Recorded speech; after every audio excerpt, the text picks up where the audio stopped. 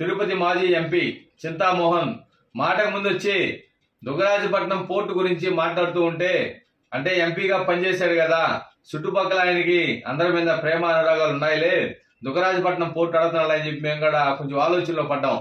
కానీ అసలు నిజం అది కాదు. ఈ అయ్యగారికి 5 ఏళ్లు ఎంపీగా పనిచేశాడు కదా, 10,000 ఎకరాలు ఆ ఏరియాలో కొనిపెట్టినాడు.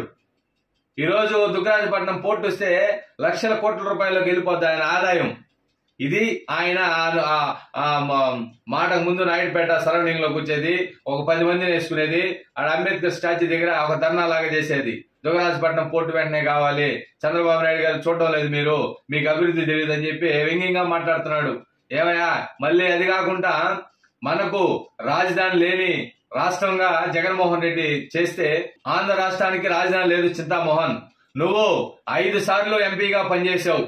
5 సార్లు ఎంపీగా పనిచేస్తే ఇక్కడ మనకు రాజధాని లేదని చెప్పి సిగ్గుపడాల్సింది పోయి, ఈ రోజు నారా చంద్రబాబు నాయుడు గారు ప్రతిష్టాత్మకంగా నిర్మిస్తున్న అమరావతి దేవతల రాజధాని అమరావతిని కడుతూ ఉంటే ఆయన ఆడ పోయాడంట. చుట్టుపక్కల చెట్లు పడుతున్నాయంట, 5 అడుగులు కానంట గుంటలు పడితే నీళ్లు వస్తున్నాయంట. వ్యంగ్యంగా మాట్లాడతాడు ఈ చింతామోహన్. నీ విషయం కూడా ఈ ఆంధ్ర రాష్ట్ర ప్రజలకు, అదేవిధంగా తిరుపతి జిల్లాలో ఉన్న అందరికి కూడా తెలుసు. నువ్వు పెద్ద ఆర్థిక నేరగాడు అని తెలుసు. దయచేసి రాష్ట్రంలో అభివృద్ధి జరుగుతుంటే ఒక మాజీ ఎంపీగా ఉండి నువ్వు హర్షించాలి, నారా చంద్రబాబు నాయుడు గారికి సపోర్ట్ చేయాలి.